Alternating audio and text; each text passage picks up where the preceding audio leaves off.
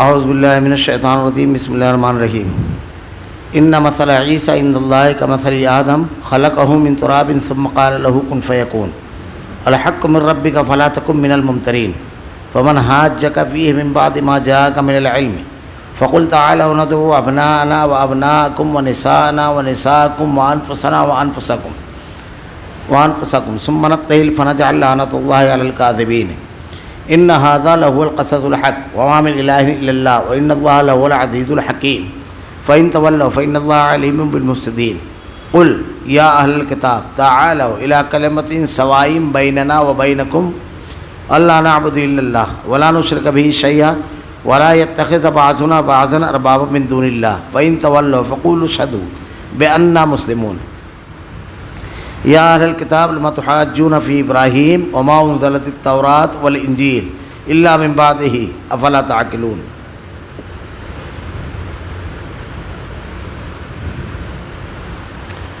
اللہ تعالیٰ کے نزدیک عیسیٰ علیہ السلام کی مثال ہو بہو آدم علیہ السلام کی مثال ہے، جسے مٹی سے بنا کر کہہ دیا کہ ہو جا، بس وہ ہو گیا۔ تیرے رب کی طرف سے حق یہی ہے، خبردار شک کرنے والوں میں سے نہ ہونا۔ اس لیے جو شخص آپ کے پاس اس علم کے آ جانے کے بعد بھی آپ سے اس میں جھگڑے تو آپ کہہ دیں آؤ ہم تم اپنے اپنے فرزندوں کو اور ہم تم اپنی اپنی عورتوں کو اور ہم تم خاص اپنی اپنی جانوں کو بلا لیں، پھر ہم عاجزی کے ساتھ التجا کریں اور جھوٹوں پر اللہ کی لعنت کریں۔ یقیناً صرف یہی سچا بیان ہے اور کوئی معبود برحق نہیں بجز اللہ تعالیٰ کے، بے شک غالب اور حکمت والا اللہ تعالیٰ ہی ہے۔ پھر بھی اگر قبول نہ کریں تو اللہ تعالیٰ بھی صحیح طور پر فسادیوں کو جاننے والا ہے۔ آپ کہہ دیجئے کہ اے اہل کتاب، ایسی انصاف والی بات کی طرف آؤ جو ہم میں تم میں برابر ہے۔ ہم اللہ تعالیٰ کے سوا کسی کی عبادت نہ کریں، نہ اس کے ساتھ کسی کو شریک بنائیں، نہ اللہ تعالیٰ کو چھوڑ کر آپس میں ایک دوسرے کو رب بنائیں۔ بس اگر وہ منہ پھیر لے تو تم کہہ دو کہ گواہ رہو ہم تو مسلمان ہیں۔ اہل کتاب، تم ابراہیم علیہ السلام کی بابت کیوں جھگڑتے ہو، حالانکہ تورات و انجیل ان کے بعد نازل کی گئی، کیا تم پھر بھی نہیں سمجھتے؟ ان مثل عیسیٰ عند اللہ کمثل آدم خلقہ من تراب ثم قال له کن فیکون۔ اللہ تعالیٰ کے نزدیک عیسیٰ علیہ السلام کی مثال ہو بہو آدم علیہ السلام کی مثال ہے، جسے مٹی سے بنا کر کہ کہہ دیا کہ ہو جا، بس وہ ہو گیا۔ اللہ رب العالمین نے حضرت عیسیٰ علیہ السلام کے بارے میں جو پیچھے ایک مفصل گفتگو ہوئی کہ آپ کی ولادت کیسے ہوئی، آپ کس طریقے سے آپ نے پالنے میں کلام کیا، اور اس سلسلے میں یہود اور عیسائیوں کے عقائد کیا ہیں، اللہ تعالیٰ نے ان تمام چیزوں کے جواب میں قرآن کی آیتیں صراحت کے ساتھ بیان فرمائی۔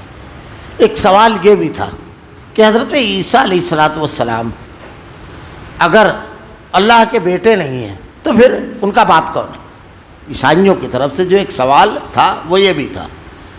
اللہ رب العالمین نے ایک موٹی سے موٹی عقل رکھنے والے شخص کو یہ چیز سمجھ میں آ جائے کہ تم اس بنیاد پر اگر یہ سوال کر رہے ہو تو اللہ رب العالمین کی قدرت کاملہ یہ چیز کہ اللہ تعالیٰ کسی چیز کو اگر کرنے کا ارادہ کہتا ہے تو کرتا ہے، تو صرف وہ کہہ دیتا ہے کن، وہ ہو جاتی ہے۔ حضرت آدم علیہ السلام پر پہلے یہ سوال کھڑا ہونا تھا کیونکہ ان کے ماں باپ دونوں نہیں تھے۔ اللہ رب العالمین نے حضرت آدم علیہ السلام کی پیدائش کس طرح کی کہ اللہ نے آپ کو بنانے کے بعد ارشاد فرمایا کن، بس ان کی زندگی آ گئی۔ تو جو اللہ بغیر ماں باپ کے آدم علیہ السلام کو پیدا کر سکتا ہے، اسی نے اللہ تعالیٰ نے حکم دیا کن، ضرورت نہیں رہی پھر کسی چیز کی۔ حضرت عیسیٰ علیہ السلام کی اللہ کے حکم سے ولادت ہوئی اور اللہ تعالیٰ نے ان کو پیدا فرمایا۔ اللہ تعالیٰ نے ارشاد فرمایا ہو بہو آدم علیہ السلام کی مثال ہے، جسے مٹی سے بنا کر کہہ دیا کن فیکون، ہو جا، بس وہ ہو گیا۔ الحق من ربک فلا تکن من الممترین، تیرے رب کی طرف سے حق یہی ہے، خبردار شک کرنے والوں میں سے نہ ہونا۔ اب یہ بات واضح طور پر کہہ دی گئی، اللہ نے بیان کر دیا اللہ تعالیٰ خالق ہے، تو اب یہ صحیح بات ہے، اب اس میں کوئی شک شبہ، گفتگو، بات چیت، یہ تمام چیزیں نہیں ہوگی۔ اب جن لوگوں نے یہ کیا وہ گمراہی کی طرف گئے، کیونکہ اللہ تعالیٰ نے کہا فما ذا بعد الحق الا الضلال، حق کے علاوہ سب گمراہی ہے۔ تو جو چیز دلیلوں سے ثابت ہو جائے اللہ تعالیٰ اپنی کتاب میں بیان فرما دے وے، اللہ کے نبی صلی اللہ علیہ وسلم احادیث میں بیان فرما دے وے، اس پر شک نہیں کرنا چاہیے اور اس پر بحث نہیں کرنا چاہیے، اس کو مان لینا چاہیے، سمعنا واطعنا یہ ہونا چاہیے۔ یہ نتیجہ نکلا اس سے اہل کتاب کے بارے میں کہا جا رہا ہے اور تمام انسانوں کے بارے میں کہ اگر اللہ کی کتاب سے کوئی دلیل آ جائے تو اس کے بعد پھر گفتگو نہیں کرنا ہے۔ اللہ نے ارشاد فرمایا فمن حاجک فی من بعد ما جاءک من العلم فقل تعالوا ندعو ابناءنا وابناءکم ونساءنا ونساءکم وانفسنا وانفسکم ثم نبتہل فرجع لعنۃ اللہ علی الکاذبین۔ اس لیے جو شخص آپ کے پاس اس علم کے آ جانے کے بعد بھی آپ سے اس میں جھگڑے تو آپ کہہ دیں کہ آؤ ہم تم اپنے اپنے فرزندوں کو اور ہم تم اپنی اپنی عورتوں کو اور ہم تم خاص اپنی اپنی جانوں کو بلا لیں، پھر عاجزی کے ساتھ التجا کریں اور جھوٹوں پر اللہ کی لعنت کریں۔ اس کا جو پس منظر ہے اس کو آیت مباہلہ کہا جاتا ہے۔ گفتگو ہوتی ہے، آدمی واضح تقریر کرتا ہے، نصیحت کرتا ہے، یہ ایک چیز ہے۔ آدمی گفتگو کرتا ہے، دلیلوں کی بنیاد پر بات چیت ہوتی ہے، بحث و مباحثہ ہوتا ہے، یہ ایک چیز ہے۔ دلیلوں کی بنیاد پر اپنی بات ثابت کرتا ہے، مناظرہ ہوتا ہے، یہ ایک چیز ہے۔ اور یہ تمام چیزیں اصولوں کے ساتھ ہوتی ہے تو باصول آدمی کسی نتیجے پر پہنچ جاتا ہے۔ لیکن یہ تمام چیزیں ہو جائے اس کے بعد بھی اگر کوئی شخص نہ مانے تو پھر اتمام حجت یہاں ہے کہ مباہلہ۔ جب مباہلہ کیا ہے، یہ کیسے ہوا؟ مباہلہ جو ہے اگر آپ تاریخ پڑھیں تو مباہلہ اللہ کے نبی صلی اللہ علیہ وسلم کے دور میں آپ نے ان لوگوں کو چیلنج جو کیا مباہلے کا، یہ قرآن میں بتایا گیا کہ علم آ جانے کے بعد بھی آپ سے اس میں کوئی جھگڑے تو آپ کہہ دو، تم اپنی خاندان والوں کو، اپنے آپ کو اور تمام لوگوں کو لے کر آ جاؤ اور میں اپنے تمام لوگوں کو لے کر کے آ جاتا ہوں۔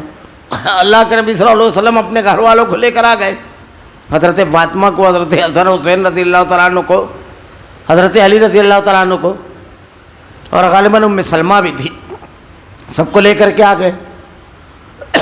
ان لوگوں کو مباہلے کی دعوت دی کہ اللہ کے جناب میں آپ ہم تمام دلیلیں آ جانے کے بعد یہ کہہ دیں گے اللہ پر فیصلہ چھوڑ دیں کہ رب العالمین اب تو فیصلہ فرما، لعنت ہو اللہ کی جھوٹے آدمی پر۔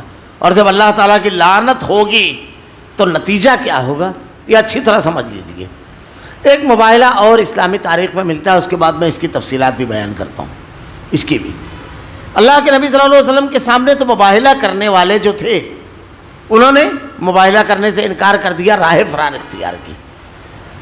اس کے بعد اللہ کے نبی صلی اللہ علیہ وسلم کی جو ایک حدیث ہے کہ اس امت میں قیامت نہیں قائم ہوگی جب تک کہ 30 جھوٹے کذاب دجال نہیں پیدا ہوں گے۔ یہ جھوٹے کذاب اور دجال یہ ہوں گے جو نبی ہونے کا دعویٰ کریں گے، نبوت کا دعویٰ کریں گے، اور اللہ پر جھوٹ ماننے کی جو شکلیں ہیں اس میں اللہ کے ساتھ شرک کا معاملہ ہے، اور اس کے بعد سب سے بڑا جھوٹ یہ ہے کہ کوئی شخص نبوت کا دعویٰ کرے۔ اللہ نے اپنا نبی اس کو متعین نہیں کیا اور وہ اللہ رب العالمین کی جانب سے نبوت ملنے کا دعویٰ کرے۔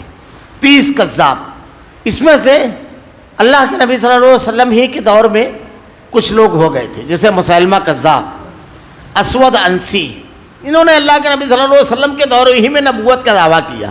مسیلمہ کذاب نے جب نبوت کا دعویٰ کیا تو بنو حنیفہ نام کا جو بہت بڑا قبیلہ تھا، بہت بڑا قبیلہ تھا، یہ پورے کے پورے اس کے اوپر ایمان لے آئے اور اس کو نبی مان لیا۔ بلکہ اللہ کے نبی صلی اللہ علیہ وسلم کے پاس اس نے ایک پیغام بھیجا تھا کہ آپ ایسا کیجئے کہ ہم لوگ معاہدہ کر لیتے ہیں، آدھا علاقہ آپ کا اور آدھا علاقہ میرا۔ اللہ کے نبی صلی اللہ علیہ وسلم نے کہا اس کو کچھ بھی نہیں ملے گا، جھوٹا اور کذاب تھا وہ، اور اس کے بہت سارے واقعات بھی ملتے ہیں۔ یہ اصل میں سحر اور یہ تمام قسم کے علوم کا ماہر تھا، اس کی وجہ سے کچھ سحر زدہ کر کے لوگوں کو اپنا متاثر بھی کر لیا تھا۔ اس کے بارے میں تاریخ میں جو ملتا ہے مسیلمہ کذاب کے کہ اس کے قسم کو، جیسے اللہ رب العالمین نے قرآن میں اور احادیث میں بھی وضاحت ہے کہ اللہ تعالیٰ نے یہ وعدہ کیا ہے کہ اللہ رب العالمین انبیاء کی مدد فرمائے گا۔ تو انبیاء کے جیسے اللہ تعالیٰ مدد فرماتا ہے معجزات کے ذریعے، مختلف حالات میں ایسے جھوٹے نبی جو ہیں ان کا کذب اللہ تعالیٰ ظاہر کرتا ہے، ان کا جھوٹ۔ مسلمہ کذاب کا بھی معاملہ ایسا ہی ہوا، بلکہ کہتے ہیں کہ عرب کے لوگ جو عربی زبان کے بڑے ماہر تھے، مسلمہ کذاب کے پاس ایک مرتبہ جانا ہوا تو وہ پوچھتے ایک صحابی سے کہ بتاؤ تمہارے نبی پر کیا آیت نازل ہوئی؟ تو اللہ کے رسول صلی اللہ علیہ وسلم پر سورہ فیل نازل ہوئی تھی، الم تر کیف فعل ربک باصحاب الفیل الم یجعل کیدہم فی تضلیل وارسل علیہم طیرا ابابیل۔ تو یہ یا سورہ قاریہ القاریہ ما القاریہ وما ادراک ما القاریہ۔ تو اس نے کہا میرے اوپر بھی رات میں ایک سورت نازل ہوئی، تو الفیل ما الفیل وما ادراک ما الفیل۔ جب اس نے یہ پڑھا، کیا مطلب؟ ہاتھی جانتے ہو ہاتھی کیا ہے؟ اس کو ایک سونڈ ہوتی ہے، 4 پاؤں ہوتے ہیں۔ تو کہا تو کیا بول رہا ہے، کیا بول رہا ہے؟ بولے یہ نازل ہوئی میری طرف۔ اسود انسی اور ربیہ اس کا بھی معاملہ چلا تھا، تو بلکہ یہاں تک ملتا ہے کہ ربیہ یہ بھی بہت طاقتور ہو گئی تھی، اس نے بھی نبوت کا دعویٰ کیا تھا۔ تو اس نے جب نبوت کا دعویٰ کیا تو ایک لشکر لے کر کے یہ بنو حنیفہ کے اوپر گئی۔ تو بنو حنیفہ کے اوپر جب یہ لشکر لے کر کے گئی تو مسلمہ کذاب نے اس سے گفتگو کرنے کے لیے، بات چیت کرنے کے لیے اس کو اپنے پاس بلایا، اور وہ خیمے ہی میں اس سے تمام مراحل طے کر لیے۔ اب اس کے بعد اس کے قبیلے کے لوگ انتظار میں ہیں باہر کہ معاملہ کیا ہے۔ جب ان لوگوں کو تھوڑا شک ہونے لگا اور یہ لوگ تیاری کرنے لڑنے کی، تو اس کو خبر دی گئی مسلمہ کذاب کی کو کہ یہاں معاملہ بگڑ رہا ہے اور تم اندر دونوں اپنی دنیا میں مست ہو۔ تو کہا بھائی ہم نے نکاح کر لیا۔ تو بولے نکاح کر لیا؟ کب؟ بولے ہاں۔ تو کہا کیا؟ تو بولے نکاح میں 2 ٹائم کی نمازیں معاف، ارے 3 ٹائم کی نمازیں معاف، اب صرف وہ صبح شام اللہ کی عبادت کرنا ہے بس۔ اس کا معاملہ یہ ہوا کہ اللہ تعالیٰ نے اس کا کذب اور اس کا جھوٹ اس طرح واضح کیا کہ اگر آپ روایتیں پڑھیں، میں اختصار سے کام لے رہا ہوں، کہ بڑا مشہور ہے کہ اللہ کے نبی صلی اللہ علیہ وسلم کے پاس ایک مرتبہ صحابہ کرام نے کہا کہ اللہ کے نبی فلاں کنویں میں پانی بہت کم ہے، اللہ کے رسول دعا کیجئے کہ اللہ تعالیٰ اس میں برکت دے۔ دیکھیے اس میں کتنے زبردست معاملہ ہے کہ اللہ کے نبی سے دعا کی درخواست کی جا رہی ہے، کیونکہ اختیار اللہ کا ہے۔ اللہ کے نبی صلی اللہ علیہ وسلم اس کنویں پہ تشریف لے گئے، آپ نے پانی منگایا برتن میں، اور پھر اس میں آپ نے ہاتھ ڈالا اور منہ دھویا، اور اس کے بعد اس کی برکت سے اللہ سے دعا کی اور اس پانی کو ڈالا۔ صحابہ کرام کہتے ہیں کہ ہم کھڑے ہوئے تھے، ہم نے یہ دیکھا کہ اللہ رب العالمین نے اس پانی کو بڑھا دیا، یعنی اتنا پانی بڑھ گیا کہ اگر منڈیر کے پاس کوئی کھڑا ہوتا اور جھک کر کے کسی برتن سے پانی نکالنا چاہتا تو نکال لیتا۔ اللہ کی مدد کیا آئی، انبیاء کی تصدیق اللہ رب العالمین مدد فرماتا ہے۔ مسلمہ کذاب تک کی یہ خبر گئی، اس کے مریدین نے کہا کہ آپ بھی ایک آدھ ایسا معجزہ اور ایسی چیز بتا دیجئے۔ اب یہ حضرت ایک کنویں پر پہنچے، اس میں تھوڑا بہت پانی تھا، وہاں گیا، اس نے برتن میں پانی منگایا، اس میں ہاتھ منہ دھویا، کلا وغیرہ کیا، اور اس کے بعد کہا یہ برتن کا پانی ڈال دو اس میں۔ جب برتن کا پانی ڈال دیا گیا تو جتنا پانی کنویں میں تھا وہ سب واپس ہو گیا، بالکل خشک ہو گیا، سوکھ گیا۔ حضرت ابوبکر صدیق رضی اللہ تعالیٰ عنہ کے دور میں اس سے جنگ ہوئی۔ اللہ کے نبی صلی اللہ علیہ وسلم کے بعد حضرت ابوبکر صدیق رضی اللہ تعالیٰ عنہ کے دور میں اور 3 لشکر ابوبکر صدیق رضی اللہ تعالیٰ عنہ نے بھیجا، جس میں شرحبیل بن حسنہ رضی اللہ تعالیٰ عنہ کا جو لشکر تھا وہ پہلا تھا، اور ان سے کہا انتظار کرنا تمام لوگ جب جمع ہو جائیں۔ خالد بن ولید رضی اللہ تعالیٰ عنہ بھی پہنچے، لیکن انہوں نے عجلت کی، نتیجہ ہے پیچھے ہٹنا پڑا۔ پھر جب تمام لشکر وہاں پہنچا تو 30,000 کا لشکر تھا اس کے پاس، بڑی طاقتور قوم تھی اس کی، بہت گھمسان کی جنگ ہوئی، بہت گھمسان کرن۔ آخر اللہ رب العالمین نے مسلمانوں کو غلبہ دیا، اور اس کی پوری کے پوری جو فوج تھی وہ ایک باغ تھا حدیقۃ الرحمان، اس میں جا کر کے قید ہو گئی، یعنی بند ہو گئی، اور اس کے گرد قلعے کی طرح دیواریں تھیں۔ تو صحابہ کرام اس باغ میں داخل ہونے کے لیے کوشش کر رہے تھے، دروازہ بڑا زبردست تو تھا۔ ایک زبردست واقعہ ملتا ہے کہ ایک صحابی تھے بالکل دبلے پتلے، لیکن تلوار چلانے میں اتنی مہارت اللہ رب العالمین نے ان کو دی تھی، اور اس قدر پھرتیلے تھے، انہوں نے کہا تم لوگ ایک کام کرو، مجھ کو کسی طرح دیوار کے اندر پھینک دو، دروازہ میں کھول دوں گا۔ ذرا تصور کیجئے 30,000 کا لشکر اندر، تاریخ پڑھ گیا. تو صحابہ کرام نے یہ کیا کہ ایک بڑا جو ڈھال ہوتی تھی جنگ میں جس سے ہتھیار روکتے ہیں تلوار وغیرہ، اس میں بٹھایا اور اس کو الٹے نیزے سے اچھال دیا. آپ دیوار پر گئے اور دیوار پھاند گیا. اور جب دیوار پھاندی تو آپ نے وہاں پر جو پہرے دار تھے ان سے لڑنا شروع کیا. تو 9 لوگوں کو آپ نے قتل کیا اور دروازہ بھی کھولا، 9 لوگوں کو مار کر کے. اللہ تعالیٰ نے اتنی ان کو جرأت، شجاعت. اور جب آدمی یہ طے کر لیتا ہے کہ مجھے شہید ہونا ہے، موت کا جب پیچھا کرتا ہے، خوف اس کے دل سے نکل جاتا ہے.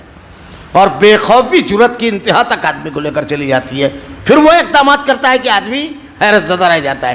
خالد بن ولید رضی اللہ تعالیٰ عنہ کہا کرتے تھے تمہارا سابقہ ایک ایسی قوم سے پڑا ہے جو موت کو اتنا عزیز رکھتی ہے جتنا تم زندگی کو، اس سے نہیں بھلے ہو تم. تو یہ ہوا. اور یہ واقعہ بھی ہے کہ جب اندر داخل ہوئے تو اتنا قتل ہوا ان لوگوں کا کہ اس باغ کا نام اس کے بعد حدیقۃ الموت ہو گیا، جس کا نام حدیقۃ الرحمان تھا. اور ویسی بن حرب جنہوں نے حضرت امیر حمزہ رضی اللہ تعالیٰ عنہ کو شہید کیا تھا، وہ کہتے ہیں میں نے زندگی میں اکثر بیان کرتے تھے بزرگی جب ان کے اوپر آئی کہ میں ایک بہت اچھے آدمی کو میں نے شہید کیا اور ایک بہت بدترین آدمی کو میں نے قتل کیا. تو حضرت امیر حمزہ کے رضی اللہ تعالیٰ عنہ کی شہادت بتاتے اور مسیلمہ کذاب کو قتل کرنا. معاملہ یہ تھا کہ یہ نیزے کے ماہر تھے اور یہ نیزہ لے کر ڈھونڈ رہے تھے کدھر ہے وہ. ایک تخت پر تھا، 70 سے لوگ گھیرے ہوئے تھے. یہ قریب پہنچے اور جیسے ہی نشانے پر آیا تان کر کے نیزہ چلایا. اور بڑا سچا نشانہ اللہ نے ان کو عطا کیا تھا. اس کو نیزہ لگا، جب وہ گرنے لگا تو ایک صحابی وہیں قریب تھے، انہوں نے اس کو قتل کر دیا، مسیلمہ کذاب کو. اور اس طرح یہ فتنہ ختم ہوا. پھر مختلف ادوار میں مختلف لوگوں نے دعویٰ کیا. اس سلسلے میں آخری کڑی جو ہے اس سلسلے کی، ایسے بہت سارے لوگوں نے کیا. مرزا غلام احمد قادیانی ہے جو قادیان میں پیدا ہوا. اصل میں یہ انگریزوں نے اس کو بنایا تھا نبی، کیونکہ اس کی پوری تاریخ پڑھیں گے تو واقعہ یہ ہے کہ یہ کچہری میں ملازم تھا اور جہاد کا جو معاملہ تھا تو انگریزوں کے لیے بہت بڑا مسئلہ تھا. مجاہدین جو تھے ان کا کوئی جواب نہیں تھا کیونکہ جان کو پیارے نہیں تھے. واقعات اگر پڑھیں گے حافظ یحییٰ، ان کو گرفتار کیا گیا جب پھانسی کی سزا ہوئی کہ کل ان کو قتل کیا جائے گا، تو رات میں دیکھے تو انتہائی حساس بچہ. انگریز جب آیا دورے پر اور جب اس نے دیکھا تو کہا اس سے پوچھو کیوں ان کی یہ کیفیت ہے. کہا اسی کے لیے تو سب کچھ کر رہے تھے کہ اللہ نے شہادت کا موقع میسر کیا. تو اس نے کہا پھانسی ملتوی، اس کی داڑھی کاٹ دو. حافظ یحییٰ کی داڑھی کاٹ دی گئی.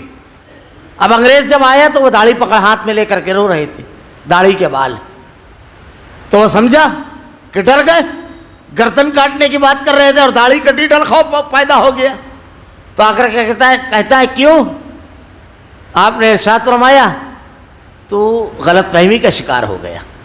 میں اس لیے نہیں رو رہا ہوں کہ کوئی خوف ہے، بلکہ اپنی بدقسمتی اور داڑھی کی خوش قسمتی پر رو رہا ہوں کہ اللہ کے راستے میں مجھ سے پہلے قربان ہو گئی. اس پر رو رہا ہوں بالوں کو ہاتھ میں لے کر کے. تو سمجھا نہیں واقعات جو ہیں حیرت زدہ. تو جہاد اللہ تعالیٰ نے فرض کیا ہے، اللہ کے نبی نے بیان فرمایا حدیث میں اس کی فضیلت. اب یہ حکم کوئی نبی ہی رد کر سکتا ہے، یہ ان کو سمجھ میں آ گیا. تو انہوں نے ایک نبی کے رد کیا، مرزا غلام احمد قادیانی کو. پہلے اس نے عیسائیوں سے مناظرے کا گھڑا رپا، پھر اس کے بعد اس نے یہ اعلان کیا کہ میں اسلام کی عظمت پر ایک کتاب لکھنے والا ہوں، جس کے لیے خوب چندہ جمع کیا. پھر اس کے بعد کہا کہ مجھ کو الہام ہوتا ہے. پھر اس کے بعد اپنے آپ کو اس نے مسیح موعود کہا. پھر ذلی اور بزوری نبی سے بتدریج وہ نبوت کا دعویٰ کیا آگے چل کر کے. حالانکہ اس کے نبوت کے دعوے کے معاملے میں ایسا ہے کہ علماء کرام نے جب اس کا تعاقب کیا، خاص طور سے اس کا معاملہ یہ تھا کہ اس کے خلاف پورے ملک میں گھوم گھوم کر کے فتویٰ جمع کرنا اور ماحول بنانے میں ایک اہل حدیث عالم کا کردار ہے. وہ کہا بھی کرتا تھا، اس کا ایک اخبار نکلتا تھا قادیان سے، اس میں اس نے لکھا بھی ہے اور دیگر علماء کرام کی طرح مولانا ثناء اللہ امرتسری رحمہ اللہ امام المناظرین جو تھے، ان کا معاملہ یہ تھا کہ زندگی میں کبھی ان کے سامنے مناظرے کے لیے بیٹھا ہی نہیں. آپ نے ہمیشہ اس کو چیلنج کیا کہ بیٹھ آ کر کے بات کر، بلکہ اتنا وہ ان سے بھاگتا تھا. وجہ یہ تھی کہ اللہ تعالیٰ نے ان کو بہت زبردست صلاحیت حاضر جوابی کی دی تھی، بڑی زبردست، فوراً جواب دیا کرتے تھے سوال کا. اور دوسری بات یہ کہ مرزا غلام احمد قادیانی نے اپنی کتابوں میں جو لکھا تھا اس کو وہ یاد نہیں رہتا تھا، تو وہ بات کہتا تھا اس کے خلاف. اب جب کوئی قادیانی ان سے گفتگو کرتا تو وہ کہتے کہ تم کہاں ہو، تم نے تو اپنی کتاب میں تمہارے نبی نے یہ لکھا ہے اور تم یہ کہہ رہے ہو، کیونکہ کہیں کچھ لکھا ہے اس نے کہیں کچھ. بلکہ ایک واقعہ تو اس کی کتاب کے اندر جو ہے آپ حیرت زدہ رہ جائیں گے کہ وہ کہتا ہے جب اس سے کہا گیا کہ تو اپنے آپ کو کہتا ہے کہ میں اللہ کے نبی ہی کی طرح دوبارہ اس دنیا میں آیا، تو بولے کیسے کیا آیا، کس طرح؟ تو ایسی چیز لکھی ہے کہ آپ یقین نہیں مانیں گے. وہ لکھتا ہے کہ خود مجھ کو حمل ہوا، اور اس میں اللہ کا معاملہ قرار دیتا ہے، اور پھر وہ خود سے خود پیدا ہوا. اس نے خود لکھا ہے مرزا غلام احمد قادیانی نے. ازالہ اوہام اس کی ایک کتاب ہے، اس کی تفصیلات دیکھیے. اس کی تعلیمات کے سلسلے میں اتنا کمزور تھا کہ یہ کہتا ہے کہ حنفی مسلک کی کثرت اس کے حق ہونے کی دلالت کرتی ہے، اس لیے مسائل میں اس کی طرف رجوع کریں. حالانکہ یہ اپنے آپ کو نبی کہتا تھا مرزا غلام احمد قادیانی. کئی بیماریاں تھی اس کے اندر، اس نے پیشین گوئی کی. مرزا پادری لاکھن جو ہے وہ مر جائے گا اس اتنے دن میں، قاتلانہ حملہ کروایا لیکن وہ مرا ہی نہیں. اس نے اعلان کیا کہ زلزلہ آنے والا ہے، گھر چھوڑ کر کے ٹینٹ لگا لیا. زلزلہ دوسری طرف آیا، وہاں آیا ہی نہیں. تعاون کے بارے میں کہا، تعاون اس علاقے میں نہیں گیا. یعنی جو پیشین گوئیاں کرتا تھا جھوٹی ثابت ہوتی تھی. اللہ کے نبی صلی اللہ علیہ وسلم کی سیرت پڑھ گئے، آپ کی پیشین گوئیاں سورہ روم، مکہ میں تھے آپ، روز خبر آتی تھی کہ آج اس علاقے میں رومیوں کو شکست ہوئی، ایرانیوں نے شکست دی، آج یہ علاقہ چھین لیا، آج یہ علاقہ چھین لیا. اب وہ اہل کتاب تھے رومی، مشرکین مکہ بڑے غرے سے بتاتے تھے. لو دیکھو اللہ تعالیٰ نے قرآن میں آیت سورت نازل فرمائی، الف لام میم غلبت الروم، رومی غالب آئیں گے. شکستوں کی روز خبر آ رہی ہے، بالکل خلاف واقع آپ مشرک گوئی کر رہے ہیں. حضرت ابوبکر صدیق رضی اللہ تعالیٰ نے شرط لگا لی ابو جہل سے اس بات پر. اور دیکھیے قرآن پڑھ گئے، ہرقل نے جب اپنی فوج کو جمع کیا اور پلٹ کر جب حملہ کیا تو روز ایک علاقہ چھینتا تھا. وہ شکست تو جب چل رہی تھی اس وقت تو آپ فتح کی خبر دے رہے ہیں. پیشین گوئیاں آپ نے جو کی ہیں، آپ جب ہجرت پر جا رہے تھے، سراقہ بن جاسم نے جب آپ کا پیچھا کیا اور 3 مرتبہ جب اس کے گھوڑے نے ٹھوکر کھائی تو اللہ کے نبی کیا کہہ رہے ہیں، سراقہ میں تیرے ہاتھوں میں کسرا کے کنگن دیکھ رہا ہوں. یہ کون کہہ رہا ہے؟ مکہ میں جس کا اپنا گھر محفوظ نہیں، چھوڑ کر کے ہجرت کر رہا ہے مدینہ کی طرف، وہ وقت کی بڑی سلطنت کے فرما روا کے کنگن کے بارے میں کہہ رہا ہے. خلاف واقعہ پیشین گوئی. اللہ کے نبی کی پیشین گوئیاں ایسے ہی ہے جو آپ نے، کیونکہ آپ سچے نبی تھے. بدر سے 1 روز پہلے آپ نے کہا عتبہ یہاں مارا جائے گا، شیبہ کا لاشا یہاں پڑا ہوگا، ولید یہاں رہے گا، یہ یہاں پر رہے گا، امیہ یہ ولا ابو جہل یہاں قتل ہوگا. صحابہ کہتے ہیں کہ ذرا سا فرق نہیں تھا جہاں اللہ کے نبی نے بیان فرمایا. ایسی بے شمار چیزیں. تو اس کی پیشین گوئیاں، اس نے ایک پیشین گوئی کی. قدسیہ بیگم نامی، محمدی بیگم نامی ایک خاتون، اس کے بارے میں اس نے پیشین گوئی کی کہ میرا نکاح اس سے آسمان پر ہو گیا. علماء کرام نے کیا کام، تمام مسالک کے علماء نے مل کر کے اس کا نکاح ایک آدمی سے کرایا کہ اس کا جھوٹ ثابت ہو. اور بڑے زبردست انداز میں بارات وغیرہ بھی نکلی. اب اس کی پیشین گوئی جھوٹی ثابت ہو گئی تو کیا کہتا ہے 2 سال میں مر جائیں گے. اور پھر میرے نکاح میں آ گئی، وہ مر گیا لیکن اس کا شوہر زندہ تھا، نکاح میں نہیں آئے، مر گیا اسی حالت میں، جھوٹا کذاب تھا. مولانا ثناء اللہ امرتسری رحمہ اللہ اس کو بار بار چیلنج جو کرتے رہے، کبھی سامنے آنے کی ہمت نہیں کی. ایک مرتبہ جب لوگوں نے بہت زیادہ گھیرا تو کیا کیا، کہتا ہے چلو ایک کام کرتے ہیں، ایک مسجد میں ہم لوگ دونوں بیٹھیں گے، ایک کونے میں آپ بیٹھنا، ایک کونے میں میں. 10 آیتوں کی تفسیر کریں گے قرآن کی جہاں سے بھی، جس کی اچھی تفسیر رہے گی وہ فاتح. آپ نے کہا منظور ہے. جب آپ نے منظور کر لیا تو اس نے انکار کر دیا. پھر کہتا ہے میں ایک صورت میں آپ کے سامنے بیٹھ کر بات کروں گا، وہ یہ صورت رہے گی کہ میں کھڑا ہو کر کے تقریر کروں گا اور خاموشی سے آپ سنیں گے. کہا منظور ہے، سنوں گا. سوال کرنے کی کچھ اجازت ہوگی اگر کچھ سمجھ میں نہیں آیا تو؟ کہا نہیں، کیونکہ وہ جانتا تھا سوال کیا کہ گیا. تو اس نے مرزا غلام احمد قادیانی میں مولانا ثناء اللہ امرتسری رحمہ اللہ کے سوالات جو آپ نے کیے، آپ نے بے شمار کتابیں لکھی ہیں اس کے خلاف، اور اس کے ہر سوال کا جواب دیا، ہر بدعقیدگی کا جواب دیا ہے، اس کے کذب کو اور اس کو جھوٹ کو ثابت کیا ہے. میں نے غالباً اس سے پہلے بتایا، بہت سارے دلچسپ واقعات ہوئے ہیں. شاہ عطا اللہ بخاری بڑے زبردست عالم تھے، بڑے زبردست، قرآن بڑے پیارے انداز میں اور بڑے یعنی آزادی سے قبل کے جو صف اول کے علماء اس میں تھے.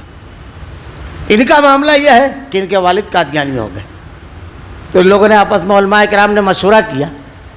تو اس کا اپنا ایک دفتر تھا، دفتر قادیان، وہاں ایک مینار بنا کر رکھا تھا.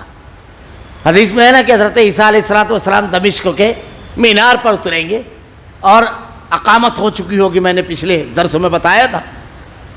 تو اس نے یہ بنا کر رکھا تھا. یہ گئے اور جا کر یہ کہنے لگے کہ میرے اوپر آج سے میں نے بھی تیری نبوت ختم.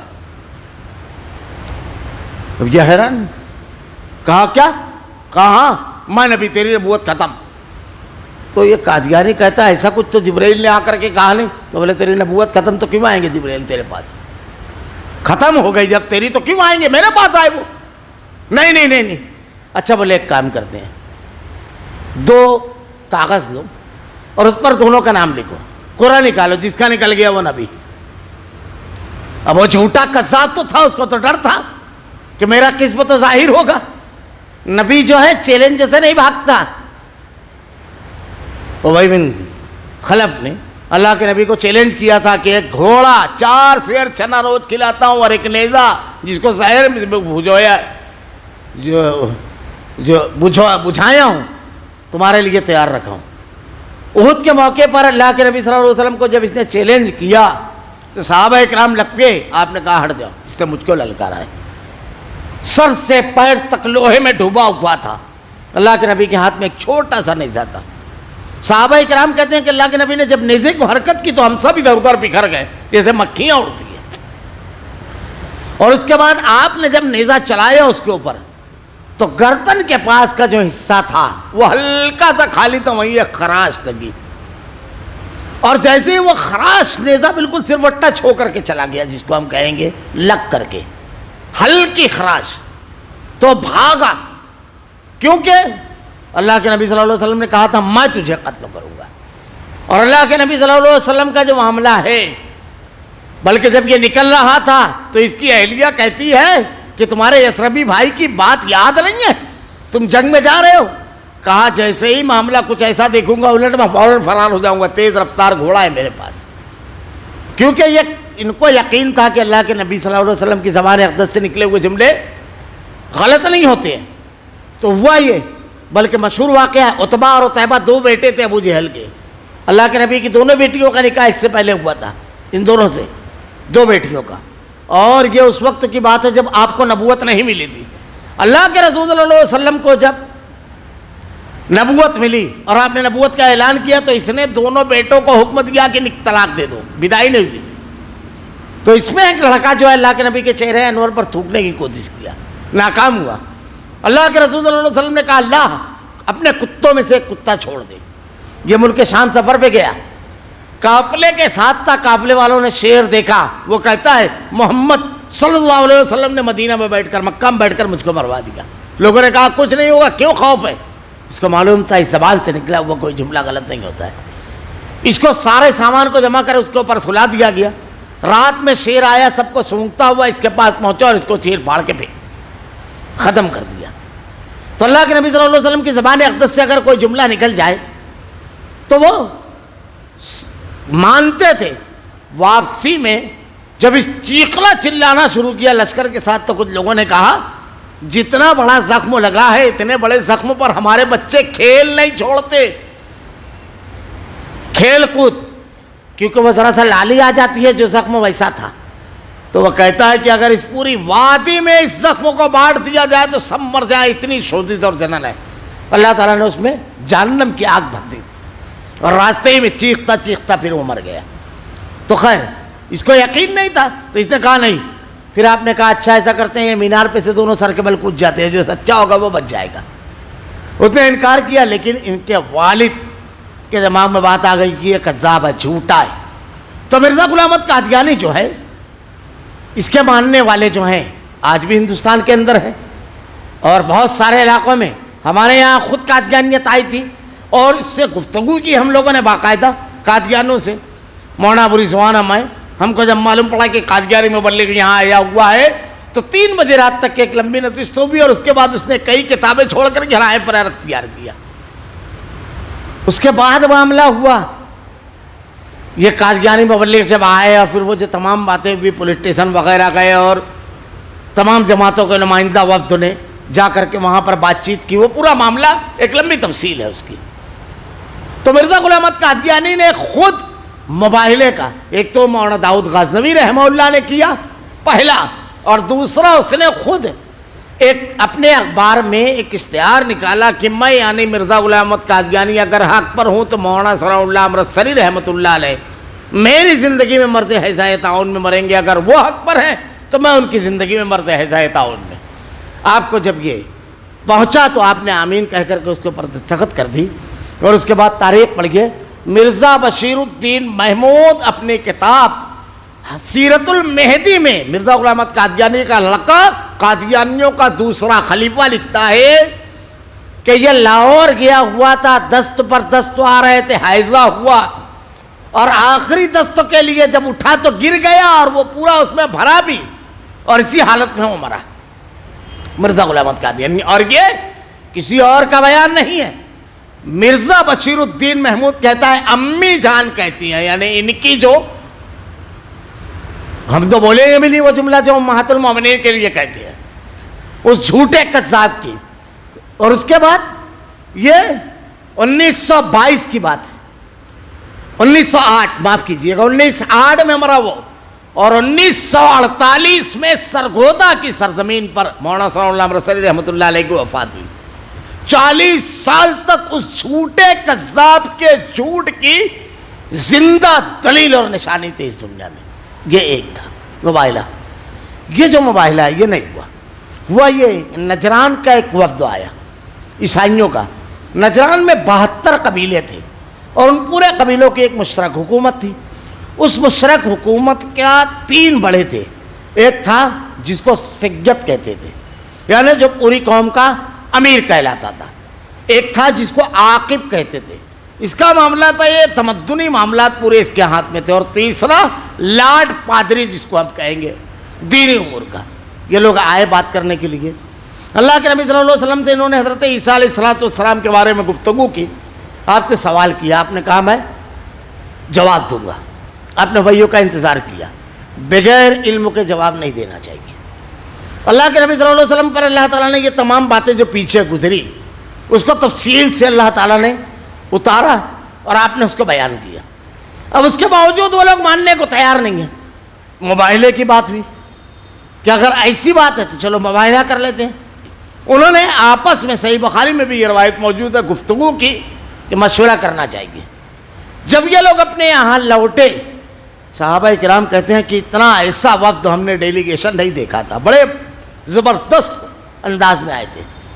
لوٹ کر جب آپس میں بیٹھے مشورہ کرنے کے لیے کہ تو ان لوگوں میں سے ایک بزرگ جو بڑا دانشمند تھا وہ کہتا ہے کہ دیکھو تم اچھی طرح جانتے ہو کہ ایک آخری نبی بنی اسماعیل میں آنے والا ہے، اور اگر یہی نبی ہے اور یہ سچا ہے تو اگر مباہلہ کرو گے تو تم نہیں، تمہاری نسلیں بھی نہیں بچے گی، سوچ لو، اس لیے مباہلہ نہ کرو۔ دوسرے روز جب ان کا ڈیلیگیشن آیا، اللہ کے نبی صلی اللہ علیہ وسلم نے جب کہا کہ ہم تم اپنی اپنی عورتوں اور اپنے خاص جانوں اور اپنے فرزندوں کو لے کر آتے ہیں اور اللہ کے اوپر چھوڑ دیتے ہیں، تو یہ آئے اور آگے کہنے لگے کہ ہم مباہلہ نہیں کریں گے، ہم آپ کو جزیہ دینے کے لیے تیار ہیں۔ اور ایک امین آدمی آپ ہمارے ساتھ روانہ کر دیجیے۔ صحابہ اکرام کہتے ہیں کہ جب اللہ کے نبی سے انہوں نے ایک شرط کے ساتھ مطالبہ کیا کہ ایک امین آدمی روانہ کر دیجیے، تو ہم انتظار میں تھے کہ کس کی نام قرآ کھلتا ہے، کون ہے وہ خوش قسمت۔ اللہ کے نبی صلی اللہ علیہ وسلم نے دوسرے روز حضرت ابو عبیدہ بن جراح رضی اللہ تعالیٰ عنہ، ان کو امین الامہ کہا جاتا ہے، امین الامت، بڑی زبردست قربانی ہے۔ غزوہ بدر میں یہ اپنے باپ کے مقابل تھے اور ان کو مارا تھا، کہا یہ میری امت کے امین ہے، اور ان کے ساتھ ان لوگوں کو روانہ فرمایا۔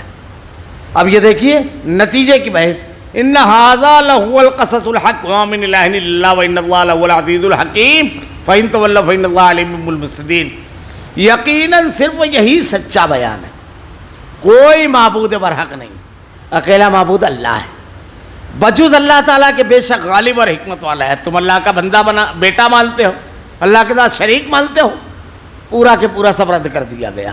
پھر بھی اگر قبول نہ کریں تو اللہ بھی صحیح طور پر فسادیوں کو جاننے والا ہے۔ اللہ تعالیٰ جانتا ہے کون فسادی لوگ ہیں، کن کا معاملہ ہے فساد کا۔ اس سے اگلی جو آیت بیان کی گئی ہے، قل یا اہل الکتاب تعالوا الی کلمۃ سواء بیننا وبینکم الا نعبد الا اللہ ولا نشرک بہ شیئا ولا یتخذ بعضنا بعضا اربابا من دون اللہ فإن تولوا فقولوا اشہدوا بأننا مسلمون۔ اس آیت کو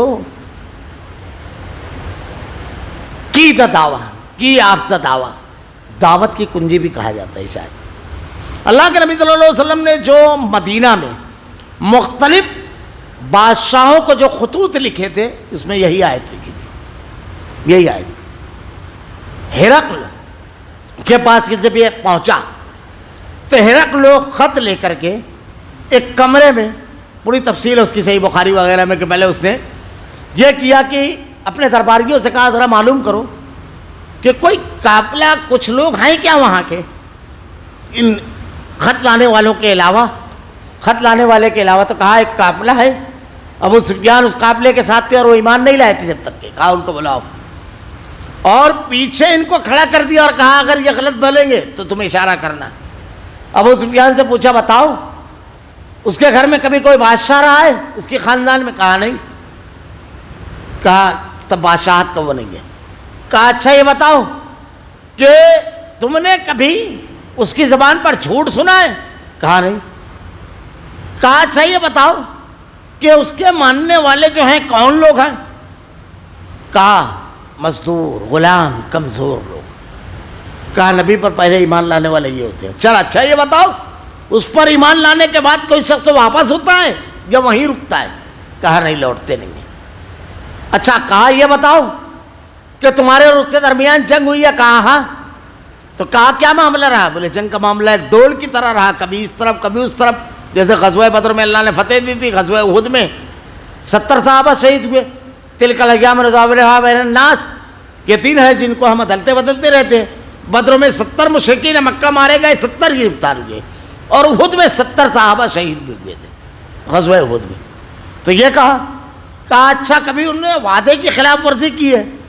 ابو سفیان کا کہنا ہے کہ ابھی ہمارے اور اس کے درمیان ایک معاہدہ ہوا ہے، دیکھو اس میں وہ کیا کر سکتا ہے، قائم رہتا ہے یا نہیں۔ یہ ایک بات تھی جو میں ڈال سکتا تھا۔ تو کہا یہ جتنی چیزیں تم نے بتائی سچے نبی کی ہے، اور جو پیغام ہے۔ اس کے بعد اس نے اپنے قریبی لوگوں کو لے کر کے گیا اندر روم میں اور کہا دیکھو یہ سچے نبی ہے، اگر تم ان کی نبوت کو مان لو گے تو تمہاری حکومت بھی باقی رہے گی اور ہدایت پر بھی آ جاؤ گے اور اسلام کی نعمت سے بھی سرفراز ہو جاؤ گے، اللہ کے حکموں کو۔ اور یہی پیغام ہے جو تمام انبیاء کا پیغام رہا ہے۔ سارے لوگ اس کے خلاف بھی بھر گئے، دروازہ بند تھا اور دروازے کی طرف بھاگنے لگے۔ ہرقل نے کہا رک جاؤ، میں تو امتحان لے رہا تھا تم لوگ اپنے دین پر کتنے پکے ہو، ہم عیسائی رہیں گے۔ اس نے اپنی حکومت بچانے کے لیے سچ سمجھ ماننے کے باوجود نہیں مانا، بس اس کے جتنے بھی کارندے تھے، پادری وغیرہ، وہ سب اس کے سامنے سجدہ ریز ہو گئے، سجدہ کر دیا ان لوگوں نے، لیکن اس نے حق کو قبول نہیں کیا۔ اللہ کے نبی صلی اللہ علیہ وسلم نے اس میں جو کہا، آؤ ایک ایسی کتاب، ایسی بات کی طرف جو تمہارے اور ہمارے درمیان مشترک ہے، قل یا اہل الکتاب تعالوا الی کلمۃ سواء بیننا وبینکم الا نعبد الا اللہ۔ ان کی کتاب میں بھی تھا کہ اللہ کے سوا کسی اور کی عبادت نہیں کریں گے، یہاں کئی چیزیں یاد رکھنے والی ہیں، کئی چیزیں، تھوڑی سی مفصل بحث کرنا تھا یہاں پر مجھ کو۔ ایک چیز تو یہ یاد رکھنے والی ہے اس میں کہ یہ پوری گفتگو بحث و مباحثے کی ہوئی، پوری، بعد میں نتیجے کی بحث بیان کی گئی۔ دوسری بات، اللہ کے نبی نے جو خط لکھا ہے اس میں قرآن کی آیت لکھی ہے، اور اسی سے کچھ لوگ دلیل دیتے ہیں کہ آپ نے کہا کہ تمہارے یہاں بھی یہ بات ہے۔ تو یہ دعوت دینے کے لیے، جب کوئی بحث و مباحثہ کرے تو اس کے لیے، اسی کی بنیاد پر بعض لوگوں نے بڑا عجیب و غریب کام کیا ہے ہمارے مسلمانوں کے درمیان، وہ منتر وغیرہ یاد کر لیتے ہیں اور بتاتے ہیں کہ دیکھو تمہارے یہاں بھی وہی چیز ہے، ہمارے یہاں بھی وہی چیز ہے۔ اب بھلا بتائیے، آپ اگر ایک غیر مسلم کو کہتے ہیں کہ تمہارے یہاں بھی وہی ہے ہمارے یہاں بھی ہے، تو کس بنیاد پر وہ ادھر آئے گا؟ کس بنیاد پر آئے گا؟ آئے گا کسی بنیاد پر، کیوں چھوڑ کر کے آئے گا وہ؟ مالیگاؤں میں ایک صاحب نے ایک کتاب لکھی، گیتا کا اردو ترجمہ کیا۔ گیتا کا جب اردو ترجمہ کیا انہوں نے، تو اس پروگرام میں تمام لوگوں کو دعوت دی گئی۔ مجھ کو علم نہیں تھا، اسی مسجد میں میں نے نماز پڑھی، مغرب کی نماز پڑھ کر جب نکلے تو بتایا گیا وہاں جانا ہے۔ میں نے کہا مجھ کو پہلے کہنا چاہیے تھا، میں نہیں جاؤں گا، میں نہیں جانتا اس کتاب میں کیا ہے، کیوں انہوں نے کیا ہے، یہ تمام چیزیں جاننے کے بعد میں جاؤں گا۔ ایک جماعت کے نمائندے کی حیثیت سے ہم کسی بھی جگہ جائیں اگر، تو سوال کھڑا ہوگا، ذمہ داری کا کام ہے۔ اب یہاں سے اٹھ کر کے ہم لوگ گئے مولانا کے پاس، کل جماعتی تنظیم کو دعوت کی، عبدالحمید اظہری صاحب زندہ تھے اس وقت۔ جب ان کے پاس گئے، جا کر کے گفتگو کی، تو ان سے کہا کہ بھائی آپ نے ہم لوگوں سے مشورہ کرنا چاہیے تھا۔ بولے نہیں، میں نے کتاب تو نہیں دیکھی ہے پوری، لیکن مجھ کو دعوت دی گئی، میں نے کہا کہ دیکھ لیتے ہیں۔ کہا کہ بھائی آپ کو پہلے اس پوری کتاب کو پڑھنا چاہیے، ایسا ہو کہ اس میں کوئی غلط بات لکھی ہوئی ہو اور ہم جا کے اس کی تعریف کر دیں میں، یا ہم کسی چیز کو رد کریں اور اس نے وہ رد کر دیا ہے تو ہمارے اوپر ہو کہ یہ پڑھے نہیں ہیں اور بول رہے ہیں، کئی باتیں پیدا ہو سکتی ہے۔ بہرحال وہاں پر تمام جماعتوں کے لوگ جمع ہوئے اور سبھی کا یہ کہنا تھا، میں نے کہا میں اسٹیج پر نہیں جاؤں گا، آپ لوگوں کو جانا چاہیے۔ کوئی بھی نہیں گیا اسٹیج پر، تھوڑی دیر بیٹھ کر کے سبھی لوگ چلے آئے۔ اس کے بعد میں نے سیدھا ایک شخص کے ذریعہ خبر تھی کہ ہم ادھر ادھر بات نہیں کریں گے، آپ آ کر کے ہم سے گفتگو کیجیے، آپ نے یہ جو گیتا کا ترجمہ اردو زبان میں کیا ہم اس سے متفق نہیں ہیں۔ تو کہا ٹھیک ہے۔ میں نے کہا کہ اتمام حجت ہو جائے تاکہ بعد میں جب ہم آپ کی تردید کریں تو آپ یہ نہ کہہ سکیں کہ مجھ سے کہا نہیں گیا۔ یہ بات چیت ہوئی تو کہا کب گفتگو کریں گے؟ میں نے کہا پیر کے روز درس قرآن رہتا ہے میرا ہڈکو کالونی میں، اس کے بعد بیٹھ جائیں گے، آپ بھی پیشے سے ڈاکٹر ہیں، آپ کو بھی فراغت ہو جائے گی، اس کے بعد دن نکلے یا دم نکلے صبح تک کے بیٹھیں گے۔ اس کے بعد اچانک ان کا فون آتا ہے، اصل میں نا ہمارے کچھ مہمان آ گئے ہیں، اگر گھنٹے 2 گھنٹے 10-15 منٹ 20 منٹ کی گفتگو ہو، تو میں نے کہا پہلے سے ہم نے وقت دیا تھا، اور یہ حماقت کی بات نہیں ہوگی کہ آپ اپنی بات کہہ کر اڑے اور کہیں کہ حافظ جمیل سے گفتگو ہو چکی ہے۔ میرا سوال یہ ہے کہ یہ زبان کون لوگ جانتے ہیں اردو، کس کے لیے؟ آپ نے کتنے نسخے چھاپا؟ 1000 بھی چھاپا تو آپ 1000 گیتا مسلمانوں کو گھروں میں پہنچا دیے، تو آپ قرآن کے دائیں ہیں یا گیتا کے دائیں ہیں؟ کون لوگ پڑھیں گے؟ کون سی دعوت پہنچا رہے ہیں آپ؟ ایک شخص اور ہے مالیگاؤں میں، منکر حدیث شریف کوکر نام ہے اس کا، وہ 30 لوگ اس کے حلقے کے جو تھے سب کے یہاں گیتا تھی اردو زبان میں۔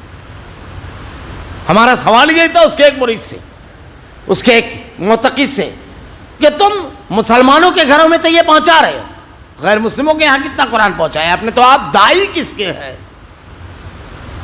اسلام اللہ کا کلام، اللہ کے نبی کی حدیث، یہ کافی ہے لوگوں کی ہدایت، رہبری اور رہنمائی کے لیے۔ اللہ کے نبی صلی اللہ علیہ وسلم کا مشہور واقعہ یاد رکھیے کہ حضرت عمر رضی اللہ تعالیٰ عنہ تورات کے کچھ اوراق پڑھ رہے ہیں، نبی پر نازل ہوئی کتاب، مستند معلوم ہے کہ نبی پر نازل ہوئی ہے۔ اللہ کے نبی کے چہرے کا رنگ بدل گیا اور آپ نے ایک جملہ کہا، لو کان موسیٰ حیا، اگر آج موسیٰ بھی زندہ ہوتے تو ان کو میری اتباع پیروی کرنا پڑتی۔ مناظرے میں کہیں ضرورت پڑ سکتی ہے، اور مناظرہ برسوں میں کبھی ہوتا ہے، اور مناظرہ 1-2 آدمی کرتے ہیں، ہر عالم بھی مناظر نہیں ہوتا ہے۔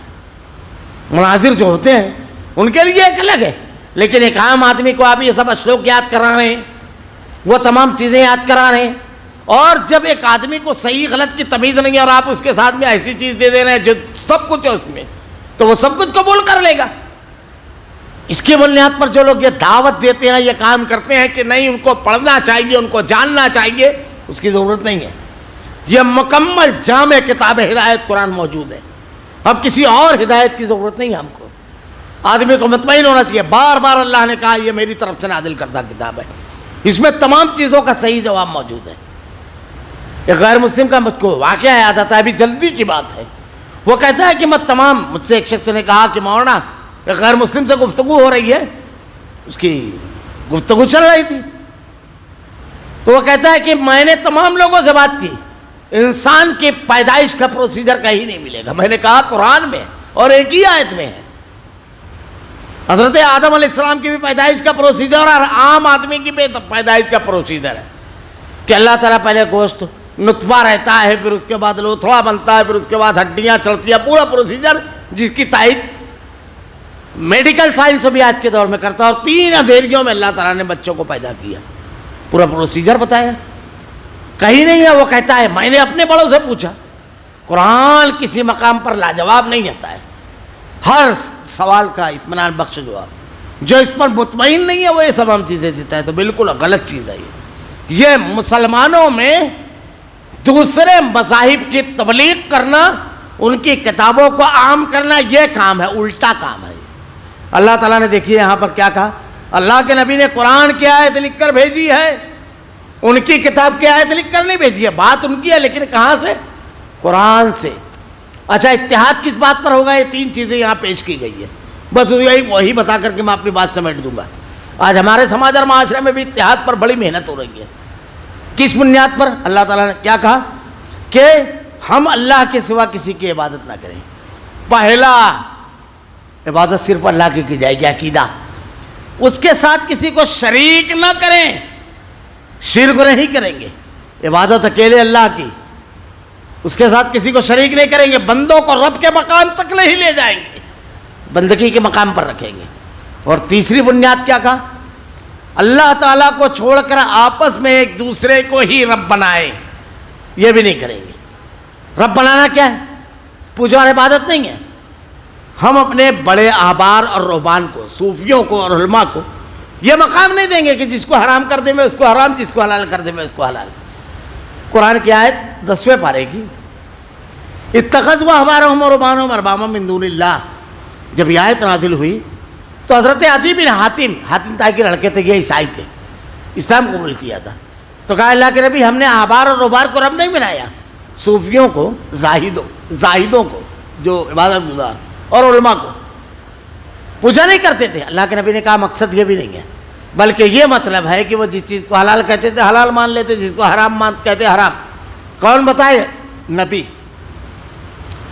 شخصیت پرستی چھوڑ دیں گے، ایک اکیلے اللہ کی عبادت کریں گے، اللہ کے ساتھ کسی کو شریک نہ کریں گے، اور اللہ کے پیغام کو اللہ نے جس کو متعین کیا اس کے ذریعے لیں گے۔ بالکل یہ 3 بنیادیں ہیں۔ میں یہاں پر ایک جملے کے طور پر صرف ایک بات کہہ دوں، 1938 میں ایک کانفرنس ہوئی تھی، بڑا زبردست، کلکتہ میں اتحاد و اتفاق پر، بڑا ہی زبردست ہو اور آفاقی جملہ، زبردست جملہ مولانا ابراہیم میر سیالکوٹی رحمہ اللہ نے اس کانفرنس کے تقریر کے آغاز میں کہا تھا۔ آپ نے کہا تھا اتحاد و اتفاق، اتفاق جو ہے اس کا نتیجہ ہے اتحاد۔ ہم کو اتفاق پر محنت کرنا چاہیے، اتحاد نہیں۔ ہم اتفاق پر محنت کریں گے، اتحاد تو نتیجے کے طور پر مل جائے گا۔ ہم لوگ اتحاد پہ بات کرتے ہیں، اللہ کے نبی کی سیرت پڑھ گئے، 300 سے زائد کے بت کی پوجا کرنے والے، ہر قبیلے کا اپنا رسم و رواج۔ اللہ کے نبی نے تمام لوگوں کو اس بات پر متفق کیا کہ اللہ ایک ہے۔ محنت کس پر ہونا چاہیے؟ اتفاق پر، اتحاد پر نہیں۔ اتحاد تو خود بخود ہو جائے گا، اس پر متفق کیا کہ اللہ ایک ہے، سب لوگ اللہ کو ایک مانے، محمد رسول اللہ صلی اللہ علیہ وسلم کے ساتھ اسوہ نمونہ ہے، اس پر متفق ہوا، متحد ہو گئے۔ ہم لوگوں کو اتحاد کے لیے اتفاق پر محنت کرنا چاہیے۔ اللہ کے نبی صلی اللہ علیہ وسلم نے بیان فرمایا، اللہ تعالیٰ نے اس کا نسخہ کیا، بس اگر وہ منہ پھیر لے تو کہہ دو گواہ رہو ہم مسلمان ہیں، ہم اللہ کے فرما برداری کرنے والے، اس کے احکامات کو ماننے والے۔ جو آپس میں جھگڑا ہوتا ہے، گروہ بنتا ہے، کیوں بنتا ہے، کیا غلطی ہوتی ہے، ایک آیت میں اللہ نے سمجھایا ہے، ایک آیت میں۔ انشاءاللہ آئندہ آہستہ اس کی تفصیل آئے گی، صرف ترجمہ پڑھ دیتا ہوں۔ اہل کتاب، تم ابراہیم کے بابت کیوں جھگڑاتے ہو، حالانکہ تورات انجیل تو ان کے بعد نازل کی گئی، کیا تم پھر بھی نہیں سمجھتے؟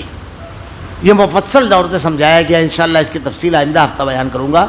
اللہ رب العالمین سے دعا ہے کہ رب العالمین جو تو نے حق بیان فرمایا ہے اس کو قبول کرنے کی، اس کو بیان کرنے کی، اور کٹ حجتی کرنے والوں سے روگردانی ہٹ جانے، اتمام حجت ہونے کے بعد، اور اتحاد و اتفاق کی جو بنیادیں تو نے اپنی کتاب میں بیان فرمائی ہے، ان بنیادوں پر ہمیں متحد اور متفق ہونے کی توفیق نصیب فرما۔ الہ العالمین خالص اپنی عبادت کرنے اور خالص اپنے نبی کی اطاعت کرنے کی توفیق دے رب العالمین۔ اللہ ہمارا خاتمہ ایمان پر فرما۔ ربنا لا تزغ قلوبنا بعد إذ هديتنا وهب لنا من لدنك رحمة إنك أنت الوهاب۔ سبحانك اللهم وبحمدك أشهد أن لا إله إلا أنت أستغفرك وأتوب إليك۔